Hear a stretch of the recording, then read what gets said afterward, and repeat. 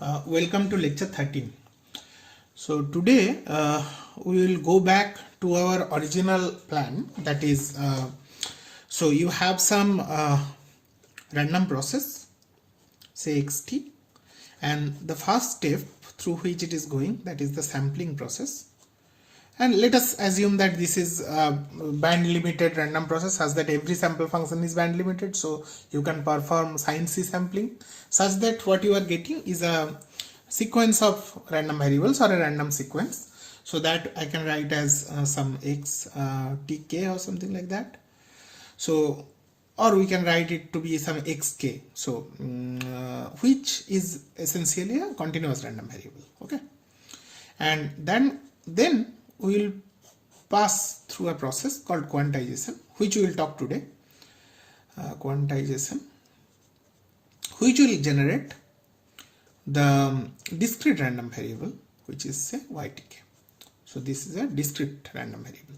Now in last two classes, what we have discussed about some information theoretic description of the discrete random variable, which is having a PMF. So this y should have some PMF, and this x is basically a continuous random variable which should have some PDF, the probability density function.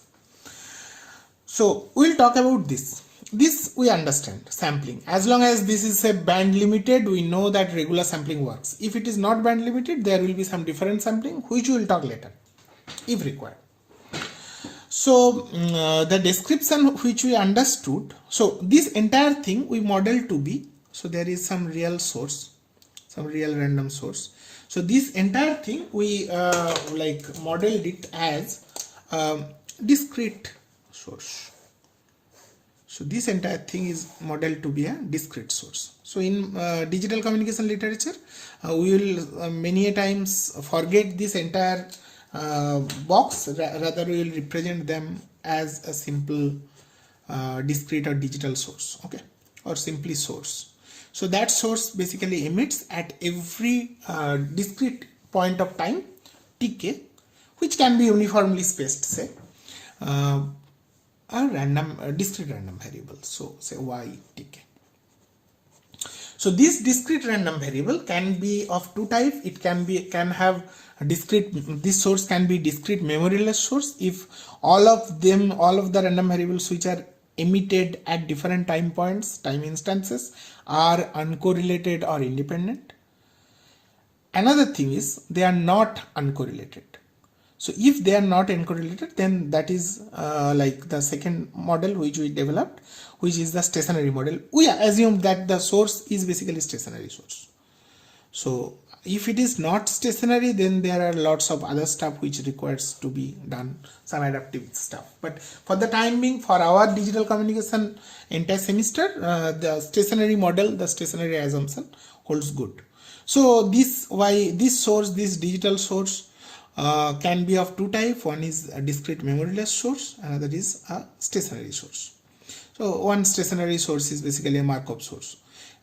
Later on we will show that every stationary source can be modeled as a Markov source. Okay, so one example is basically Markov source, which has one step dependence. Now we developed the corresponding information theoretic tools for the discrete memoryless source and the stationary source. The tools are basically the entropy H, so which I can write as HY or something like that, and another is for stationary source the corresponding entropy rate, say H infinity Y, which is can be written as the limit 1 by n H of y n to y1 n tends to infinity, which we have shown in last class that it can be written as Hn tends to infinity H of yn given yn minus 1 to y1. So the entropy rate, asymptotic entropy rate, is basically the asymptotic conditional entropy of the nth random variable conditioned to everything prior to that. Okay, so this thing we have already done. But what is required to understand quantization actually is to understand the information theoretic description of the continuous random variable, because without that we cannot proceed further. Now there is another, of course this is the like appropriate information theoretic approach of digital communication, where the source is assumed to be a stationary source. But if you have done digital electronics, regular digital electronics in our curriculum, then possibly this source is not modeled as a random process. It can be modeled as a regular deterministic signal. Even in analog communication, you have seen that to be a deterministic signal, any signal. Then if you pass it through sampling and quantization, you will get a digital version. But of course, for a deterministic signal, you don't need the information theoretic description. You don't need entropy and entropy rate or some other term which I am going to discuss today. So those things are not required. But then also you need sampling and quantization. So you need to characterize quantization for a deterministic scenario as well. So we will talk about both the cases first, and we will develop one algorithm of this quantization, which is called the Max-Lord algorithm for the quantization process. Okay. So before going to actually describing quantization, let me first describe X decay information theoretically. So the term which is defined for the information content of the continuous random variable is called differential entropy. Now entropy, the construct of entropy of a random variable, a discrete random variable or finite random variable, is so that it basically represents the number of bits required to describe the particular discrete random variable effectively or optimally. So many number of bits are required to represent that random variable. But if you talk about a continuous random variable, how many number of bits are required to represent a continuous random variable? The problem is that continuous random variable assumes continuous value, which is a real number, and no number of bits can represent a real number. So real number representation requires infinite number of bits to have like complete precision, to have like truly representing a real number. So if you truncate, that is basically quantization. So I cannot truncate. So if I want to ask you that how many bits are required to represent pi, it's the infinite number of bits. So we cannot really represent, cannot really define entropy for a continuous random variable, because continuous random variable assumes real numbers. So we are defining something which is not really entropy, which is not really directly measure of information. But after quantization is done, we will show you that how that corresponds to information. But for the time being, let us write the definition first. So suppose X is a continuous random variable. Is a continuous random variable. CTS means continuous, okay, which is having a distribution function fx. So fx basically is the probability of that x is less than equal to small x. And if it is a continuous random variable, then we know that there is a density function of PDF. That PDF I can write as small fx, which is basically the derivative of capital Fx. Okay. Now define the support of capital X. I can write to be S is the support of X. This is a set. Set means some subset of the real line. So support of X, which is defined to be such x's where fx is greater than 0. Why this is required? Because this is required to define the differential entropy, which I am going to define. Because if I take some x's where fx is 0, that 0 log 0 thing will come, which will not contribute towards the differential entropy. So now define the differential entropy. So define the differential entropy, and the symbol I am using is hx. In some books you can find it to be hf also. Because f is the density function, and this is essentially a function of the density function, not the random variable itself. So which is basically integral minus integral over the support fx log fx dx. Okay, this is the base 2. This 2 is representational. We are talking about digital communication, so we are talking about bits as the representation. That's why the log is 2. It can be in thermodynamics, for example, where thermodynamic entropy is talked about. There the log is taken to be the natural logarithm, which is E, or statistical mechanics for that matter. So this is the definition of differential entropy, and we are using the small h to distinguish that this differential entropy is not really the entropy for which the capital H is taken. Okay, and let us take a few quick examples of continuous random variable and its differential entropy, so you will understand that what does it mean. So for example, example 1, so let us take a random variable x, a continuous random variable x, which is a uniform random variable. So x follows uniform distributions between say 0 and a. So this is one interval over which it is defined. So how is the PDF? The PDF is basically between 0 and a. So this is a 0, this is a, this is the real line, and the value is 1 by a. So area under the curve is unity. Okay, that is what is the requirement for a PDF. So this is the PDF.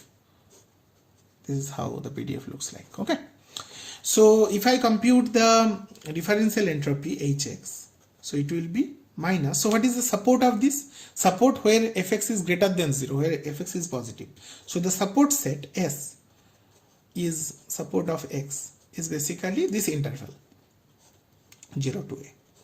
So this integral will be over that interval, so it will be clearly one interval only, so it will be clearly 0 to a.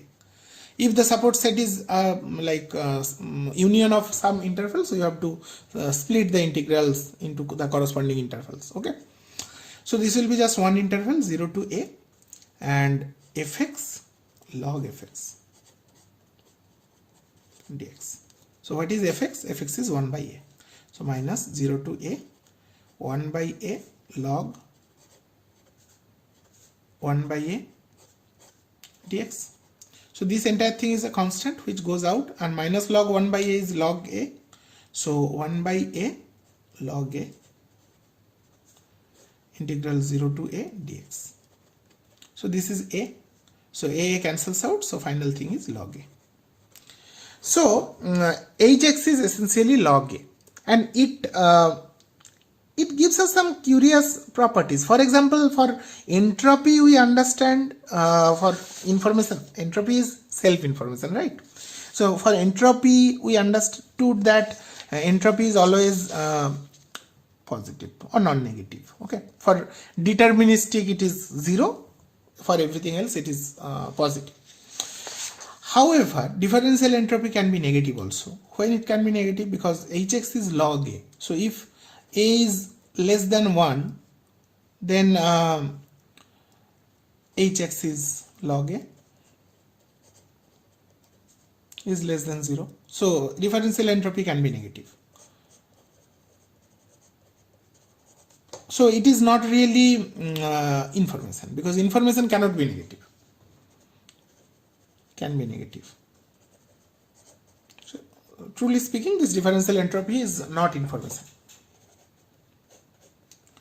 Entropy is not information, not really a measure of information. However, it gives us some idea about the support set, about the volume of the support set. So if I ask you that what is the volume of the support set, it is basically A, isn't it? So where the random variable is supported, the continuous random variable. So in a sense that 2 to the power hx, which is a, so 2 to the power log a, which is a, that is like the support set volume.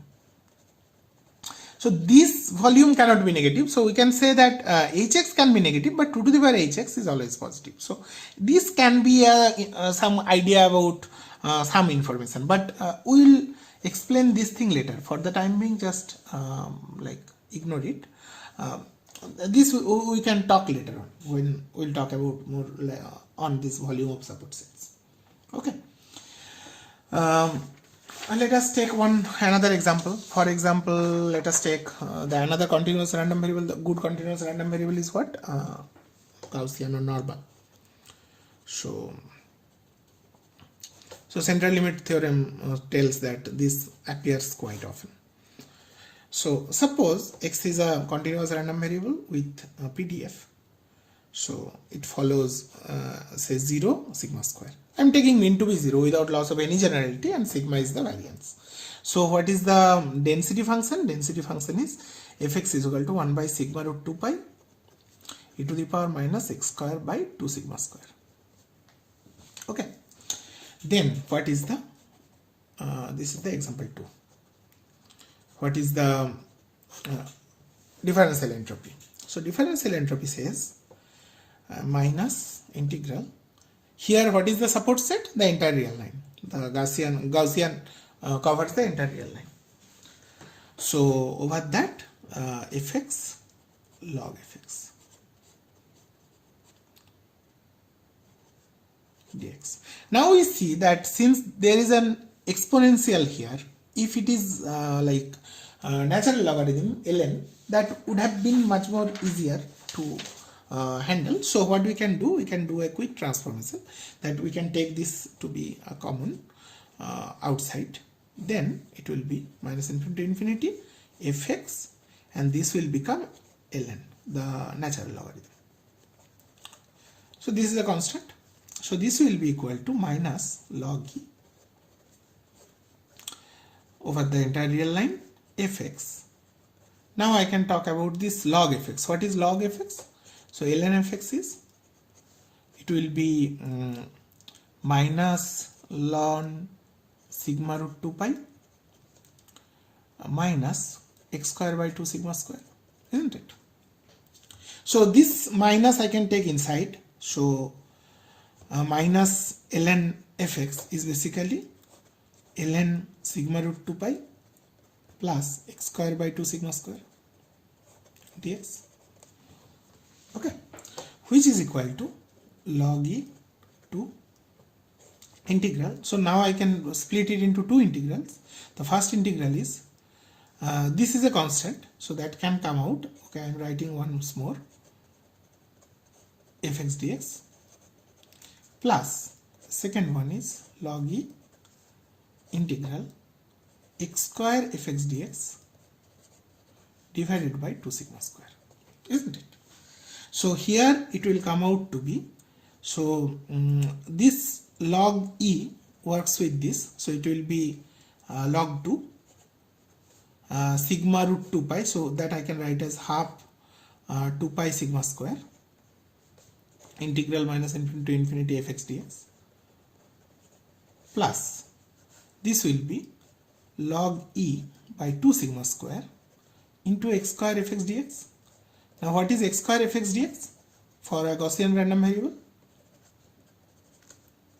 This is basically the variance. And what is integral fx dx is 1. This is a PDF. So this will become half log 2 pi sigma square plus this is log e, so half log e sigma square by sigma square, so half log 2, that this e goes inside, so it will be half log 2 pi e sigma square. So the differential entropy of the Gaussian random variable is this. So clearly, if I take the 2 to the power of this, that does not give you infinite, although the support set volume is infinite, but this is very much finite. This is not infinite. So 2 to the power this is also not infinite. What is 2 to the power this? 2 to the power this is basically root over of 2 pi e sigma square. So that's not really the exact volume of the entire support set, but it is some representative volume. Why? Because the entire support set does not have the like uniform probability, induced probability. The measure is not uniform. For the uniform probability density function case, like A is really the volume, but here the infinite support set is not really the volume. Infinity is not really the volume. The real volume is actually this root over of 2 pi e sigma root over of 2 pi e into sigma. That is basically the true volume. So we'll talk about that later as well. Okay. So with this, keep this in mind, this differential entropy. We will soon just let me introduce the quantization, then I am coming back to this differential entropy and we will relate differential entropy with true entropy of a discrete random variable, because this process which converts a continuous random variable to discrete random variable is essentially quantization. So if we have the differential entropy here and entropy here, so quantization basically adds something which relates these two. Okay, so I'm coming to that quantization now.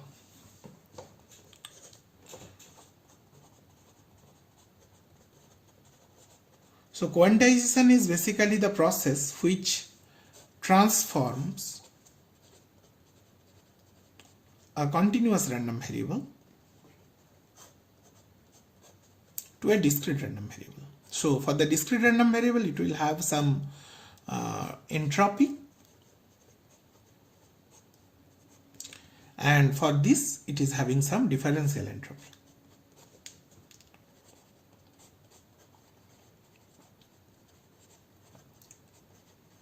Now first let me discuss the process, what it is, then I will relate those entropy and differential entropy. Okay.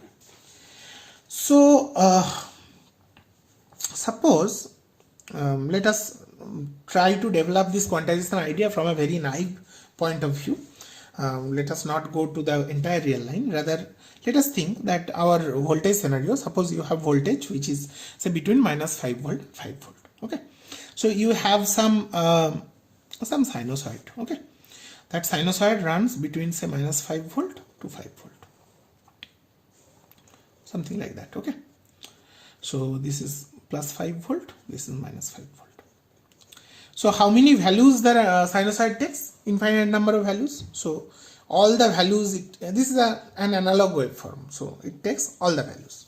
So if you sample it, what you observe that at a discrete point of time it is taking value, but that value is again continuous value, because these values are not discrete.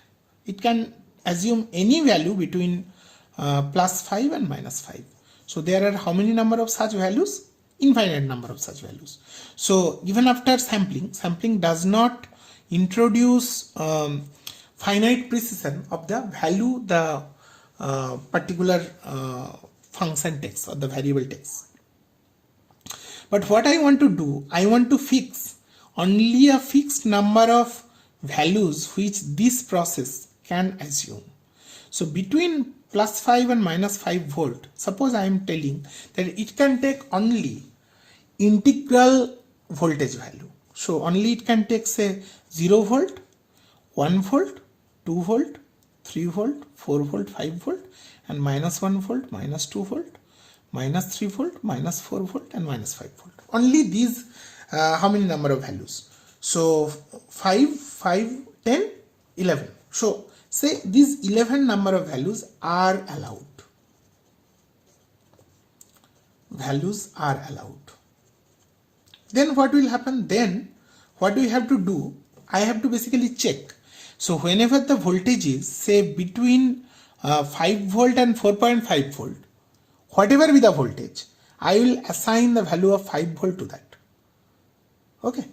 So what I am doing, I am essentially do a particular process which is kind of thresholding process, which says that suppose if the voltage is between above 4.5 volt, I will fix the value 5 volt to it.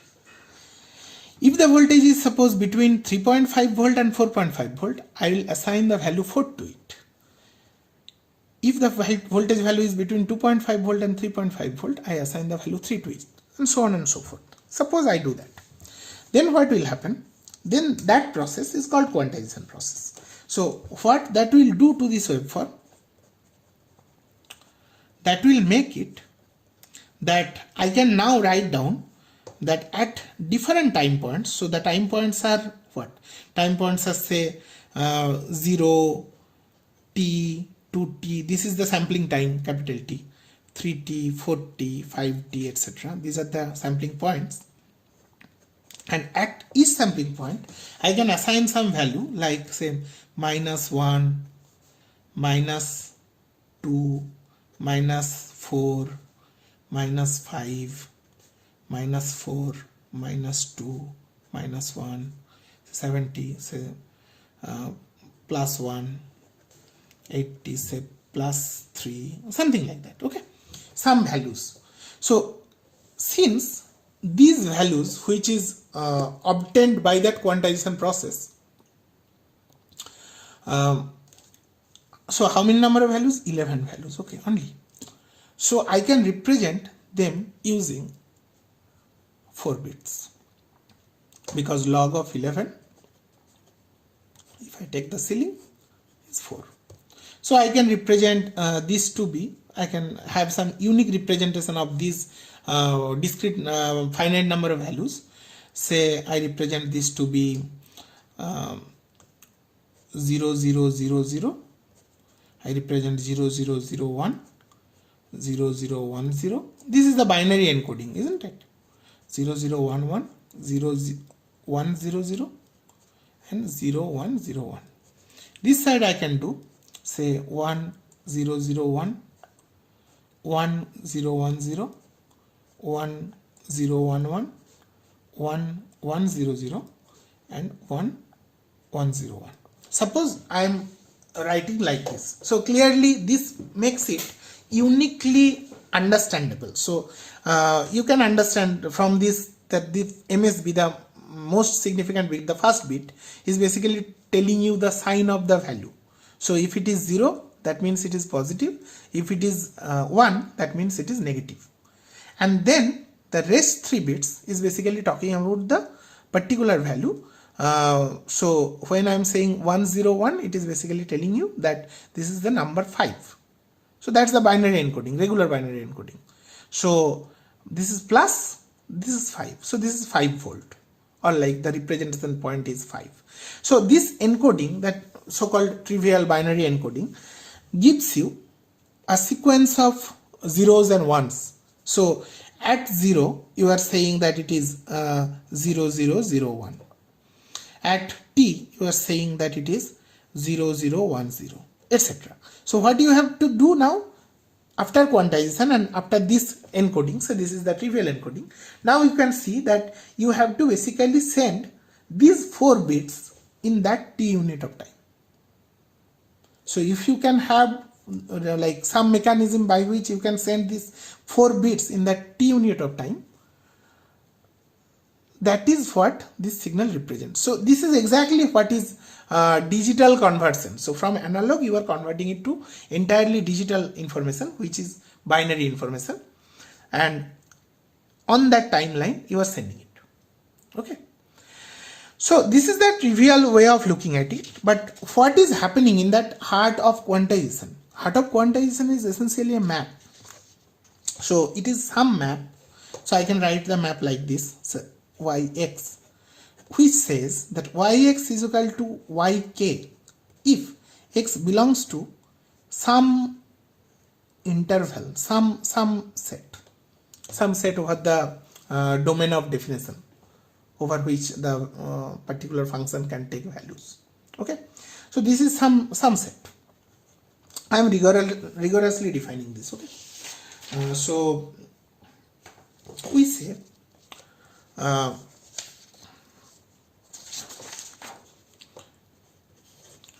so this particular thing is called a scalar quantizer, because I'm working on a scalar random variable, or basically a random variable, so which is not a random vector. So that's why it is called scalar quantizer.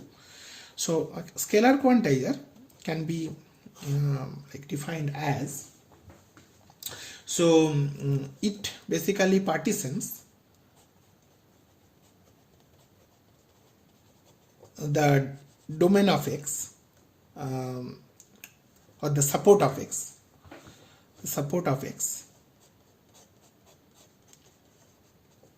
into say m subsets which are essentially partitions here, okay? Say R1, R2 to Rm, such that they are non-overlapping. So Ri intersection Rj is null when I is not equal to j, Ij is equal to 1 to m, and union of all those subsets I is equal to 1 to m is basically the support set. Okay, that support set can be the entire real line also. For example, you are taking a Gaussian random variable. Okay, then define. So in each subinterval, in each such subset Rj, so choose one say Aj in that Rj such that my quantization function is defined as, the quantizer is defined as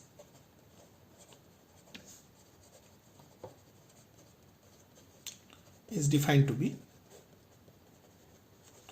y of x is equal to Aj when x is in Rj.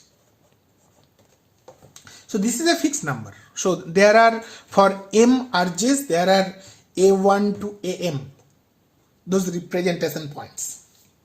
So this we say to be the representation points.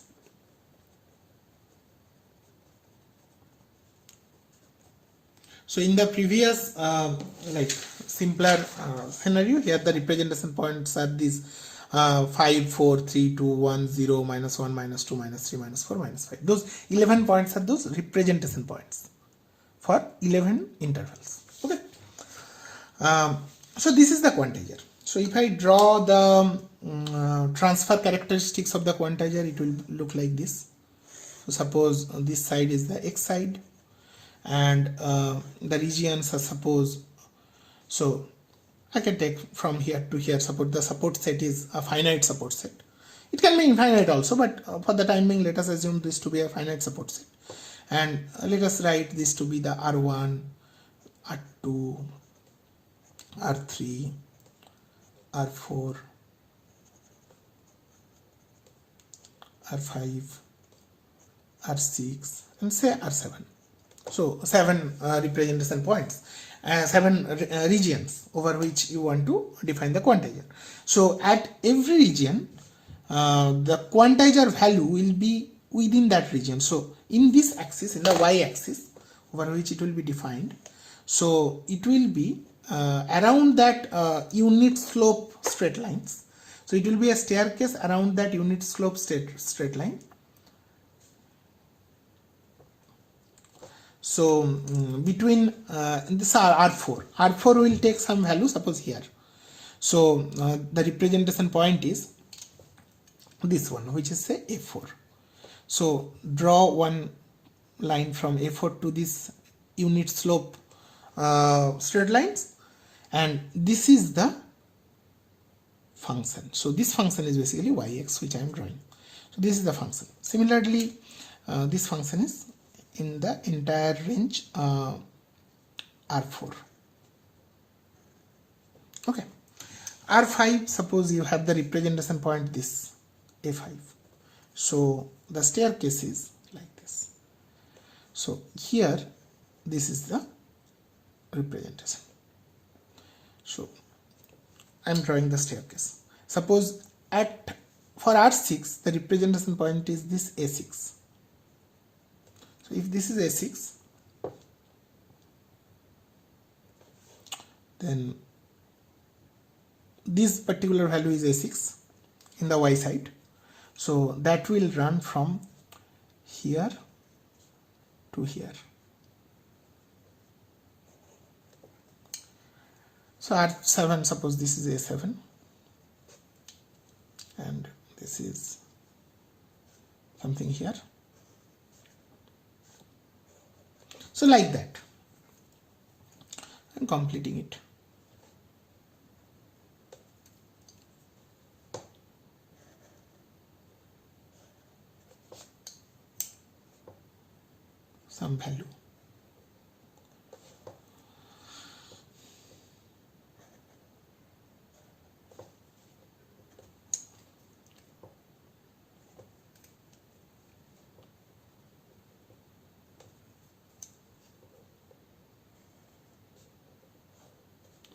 So this staircase which you are saying, this staircase is basically the quantizer characteristics. So this staircase like function is basically the transfer characteristic of the quantizer.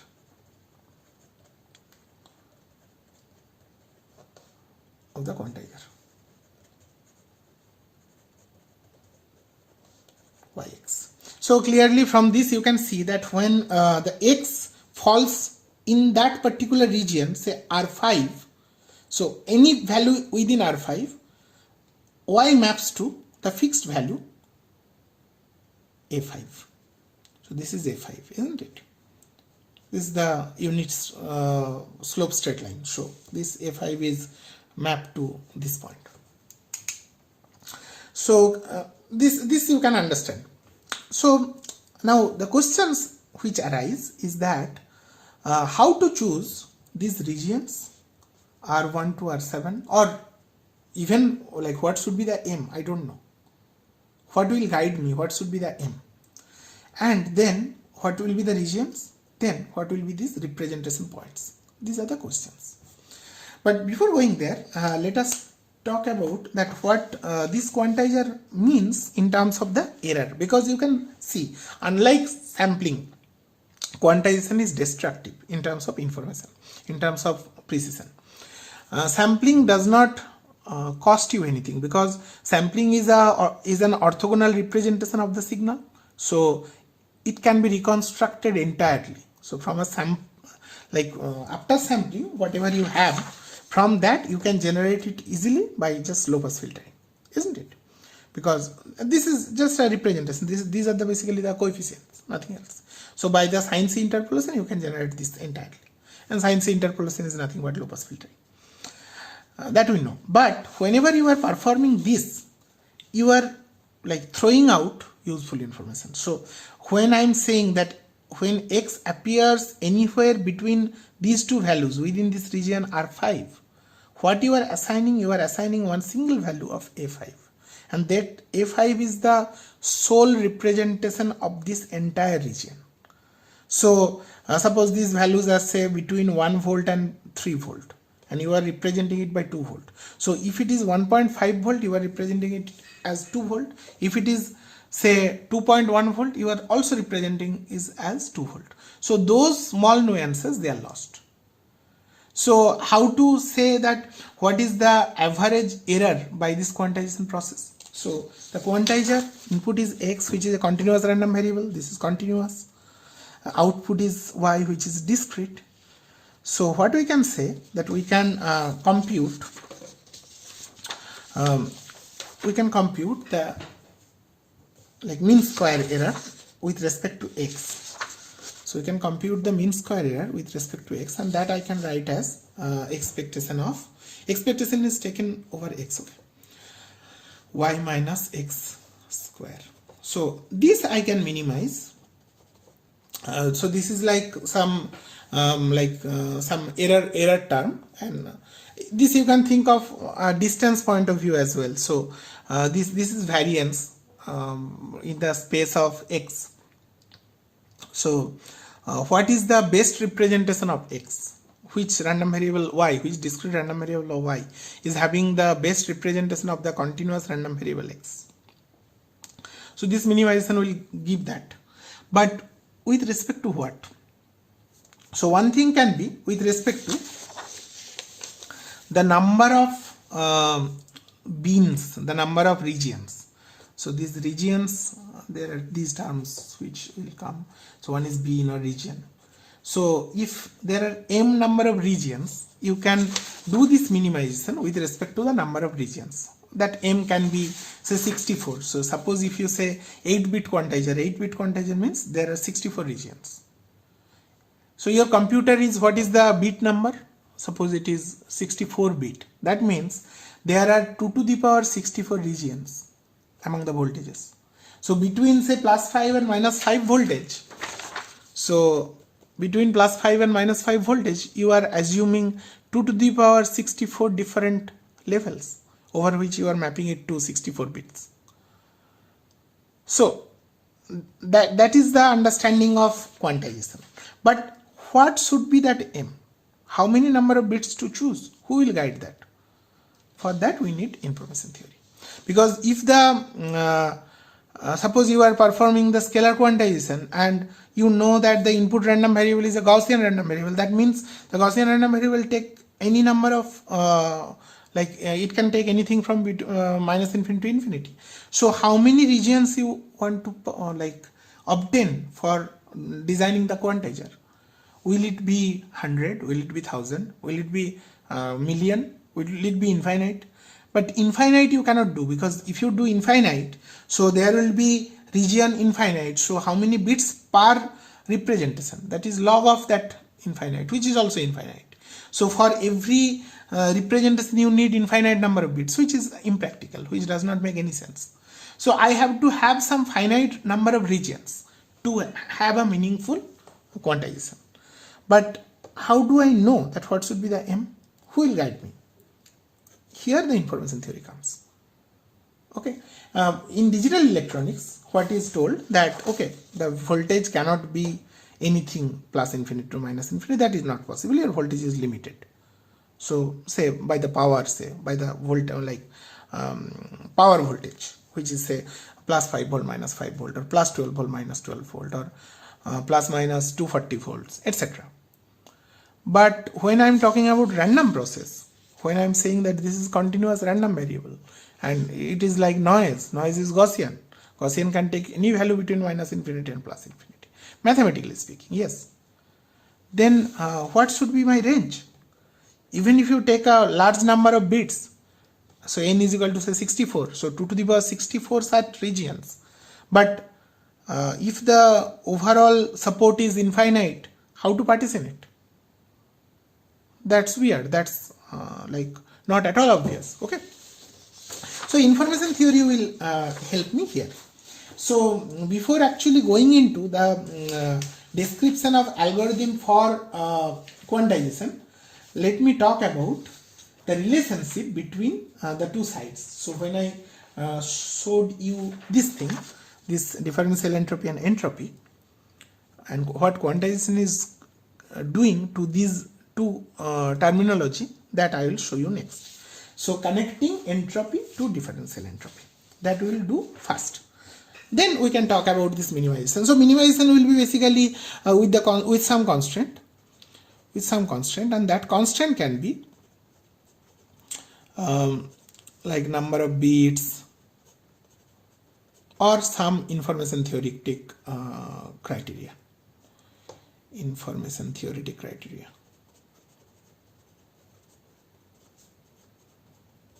But let us first connect that. So suppose just a minute.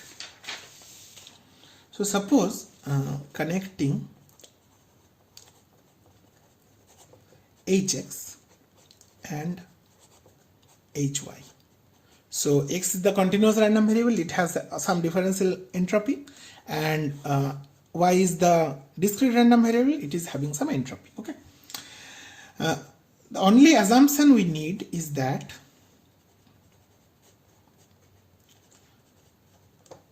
so we are starting with a simpler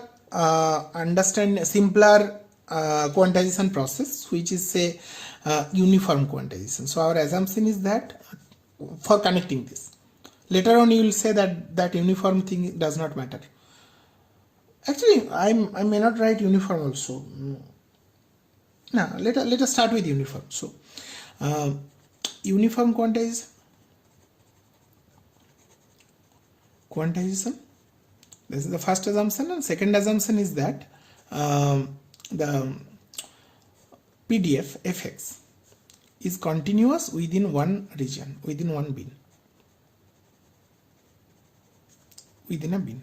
This is a kind of meaningful assumption, because the kind of distributions we take, for example Gaussian, that is infinitely differentiable, so it is like arbitrarily smooth. Even if you take exponential distribution, that is also infinitely differentiable, so there should not be any problem. So this assumption is pretty valid assumption.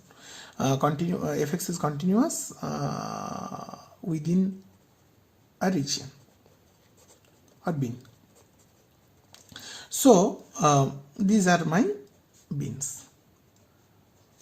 So suppose I have my support set, and let us take my support set to be without loss of any generality between two numbers, say 0 and L. Okay, it can be taken to minus L1 to plus L2, no issue, but some finite region such that we can handle it clearly. Later on we can extend it to the infinity. So in this region, suppose every bin, every interval is delta, so that delta is constant. Okay, and every within every bin the PDF is continuous. So suppose this is the PDF, this is how the PDF is. So the area under the curve is unity because it is PDF, and I am assuming that within any bin it is continuous. Okay, so mean value theorem says from basic calculus says that suppose this particular bin is k into delta to k plus 1 into delta. That is the region I am talking about. So suppose Rk is defined to be this k delta to k plus 1 delta. Okay, this side it is closed, this side it is open. This is the region, and my representation point, some representation point, which is say here, which is say yk, and yk that is in that interval. Then mean value theorem says that integral fx dx over that interval will be equal to f of yk into delta. So there exists some yk for which this is true. So I will choose yk to be that point. So mean value theorem says that there exists some yk within that region such that this is true. Okay, if you forget mean value theorem, just go and check. This is obvious, this is not that difficult. So it is basically choosing something such that the area under this curve is equal to the area under the rectangle if you draw around that point, such that the total area over that rectangle here will be equal to the area under this rectangle. That you can choose somewhere. Okay, so if this is true, we know that integral fx dx in a particular interval is basically probability. This is basically the probability that x belongs to that interval r k. Okay, so if we design the quantizer which says that whenever x falls within this region Rk, which is between k delta and k plus 1 delta, and we are assigning a discrete random variable which takes the value yk, then this probability is essentially the probability of yk, isn't it? Because quantizer is what? Quantizer is y of x is equal to yk when like x is in this range Rk. That is what quantizer is, right? Y of x is equal to some yk. Over there I have written ak, anyway that does not matter. For every x falls within Rk, that is how the quantizer is. So when I write integral fx dx over Rk, that is basically the probability that x belongs to that Rk, which is equal to probability that y is equal to Rk. So that is basically pk, that is basically the PMF of y, isn't it? So this is how PMF is connected. So PMF of y, pk, is basically fyk into delta. Okay, now if I get the PMF, I can compute the entropy.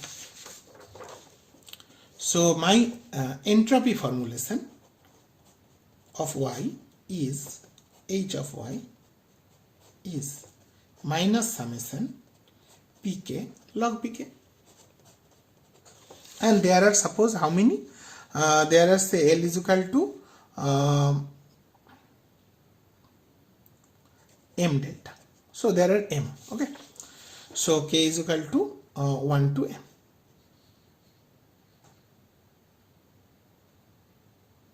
Or 0 to m minus 1. No problem. So what is pk? Pk is fyk into delta.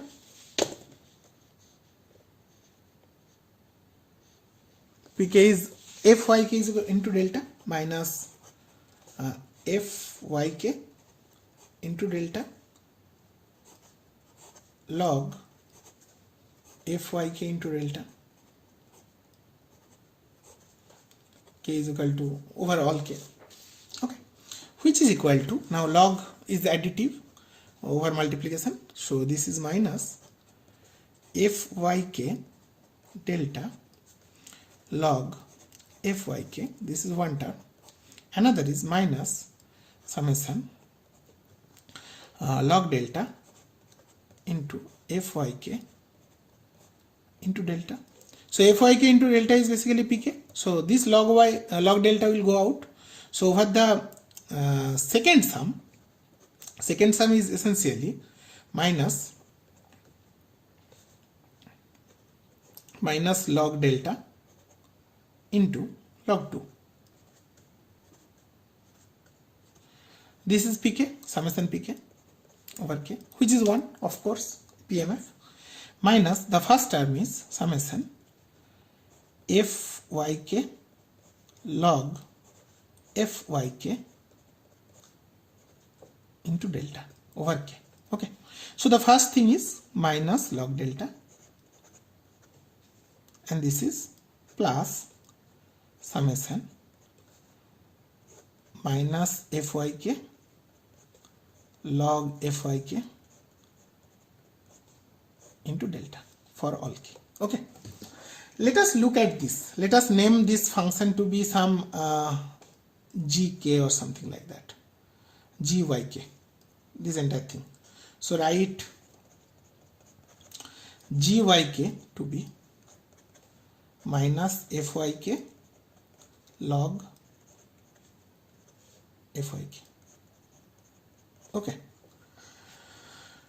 so this is what, wait, that particular sum is summation gyk delta k is equal to 1 to m. Okay, now assume that delta tends to 0, so m tends to infinity. So what is this? This is basically for any function provided this gyk is integrable, which is the case for most of the smooth functions of fyk. So if gyk is integrable, Riemann integrable, gy is integrable, then we know that from Riemann integration theory,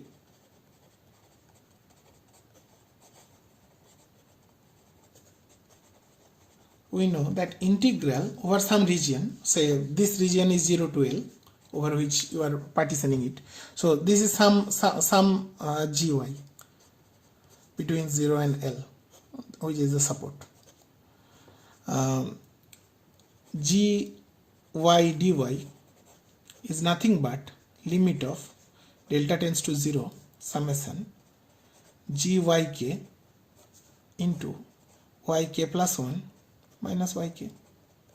This is delta, k is equal to 0 to some m where delta is equal to L by m. Isn't it? This is the definition of Riemann integration. So this is equal to limit delta tends to 0 summation gyk into delta k is equal to 0 to m. So here we are talking about that sum only. So if delta tends to 0, if delta is too small, delta is reasonably small, then this sum gyk delta, it approaches this integral over the support, this integral. from the Riemann integration theory. Okay. Now what is that? What is this? So what is gyk? Gyk is minus fyk log fyk. So gy is minus fy log fy, isn't it? So integral over the support gy dy is basically minus integral over the support fy log fy dy. So that is essentially the h of the input x. So this is the differential entropy. So we can connect now. So this term basically goes towards the differential entropy. So we get the connection now. So hy tends to differential entropy of x minus log delta if delta is very, very small. So we can approximate the process. We can approximate the entropy of the quantized random variable as the differential entropy of the random variable, continuous random variable, the input random variable minus log of delta, where delta is the step. Let us quickly take one example to show how to get it. Suppose you take uniform random variable x between say 0 and 1, 0 and a, okay, and you do n-bit quantization. N-bit quantization for the entire process. So if you do n-bit quantization, that means how many regions? M is equal to 2 to the power n. Okay. So what is delta? Delta is basically a by m, which is a by 2 to the power n. That is delta. So we know for this, we have already shown in the very first page that if you take a uniform random variable, the hx is log a. So h of x is log a. Now what I perform, I am doing quantization. So what I am doing, I am having this range 0 to a. I am partitioning it into m different regions uniform. So this is delta. Delta is equal to a by m. Okay. And now I am putting the representation point to be the midpoint, say. So any point actually, midpoint, it doesn't matter. So any point. So what will be the entropy of the discrete random variable thus generated? So the discrete random variable which is thus generated, your y is equal to some, the yx you are defining, yk. So your random variable takes this value. So the corresponding entropy will be, which we just developed, is hx minus log delta, which is equal to log a minus log a by 2 to the power n, which is equal to log a log a cancels out, minus log 1 by 2 to the power n is log 2 to the power n, which is n. So you can see clearly that n bits will suffice to model the discrete random variable thus generated, which matches exactly with our intuition, because you are partitioning using n bit only. You are doing n bit quantization. So there are n bits. So it matches with our intuition that when we talked about the trivial case that you are partitioning with say 11. If you do for 16, say log 16 is 4. So 4-bit representation. So the entropy, if you compute, it will be 4. But this is obvious, obviously. But it will be interesting to see what will happen if you take a Gaussian random variable. Okay. Suppose, so example 2. Suppose you take it to be a Gaussian random variable, say 0 and say 10. So sigma square is equal to 10. Okay. So what will be the, what I am doing, I am not doing n-bit quantization for the entire thing, because entire thing is infinite. Entire thing is, the support system is, support of the random variable is infinite. Here the support was a. So I don't know. So what I am doing instead, that n-bit per unit length of s. Okay. So what that means? That means that for between 0 and 1, I am partitioning into 2 to the power, like my delta is basically 2 to the power minus n. So that is what n bit per unit length means. So my delta is equal to 2 to the power minus n. So for the entire real line it will be infinite, definitely. Now what is my hy? The entropy of the quantized version. So even if you do for the entire real line with this delta, which is 2 to the power minus n, for some n is equal to 3 say, so 8 values between 0 and 1, then hy will be equal to hx minus log delta. Now what is log delta? Log delta is equal to n minus log delta is equal to n. So it is n plus hx. So n is equal to n plus hx is half log 2 pi e sigma square. So for sigma square is equal to 10, this value will be 3.7 or something. So suppose n is equal to 2. Okay. So n plus 3.71 bits. So it clearly says that you don't need infinite number of bits to represent a Gaussian random variable. So whatever resolution you choose, whatever delta you choose, if you need say 6-bit resolution between 0 and 1, that plus the differential entropy, that will be the number of bits to represent the entire random variable. Okay. So this is the clue of the differential entropy. Differential entropy is coming very handy here. Okay.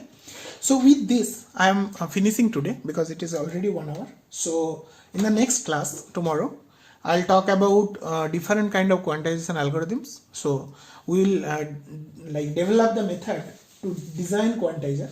So quantizer will be designed. We talked about that there will be some constraint. Okay. So constraint can be let me find out. Yeah.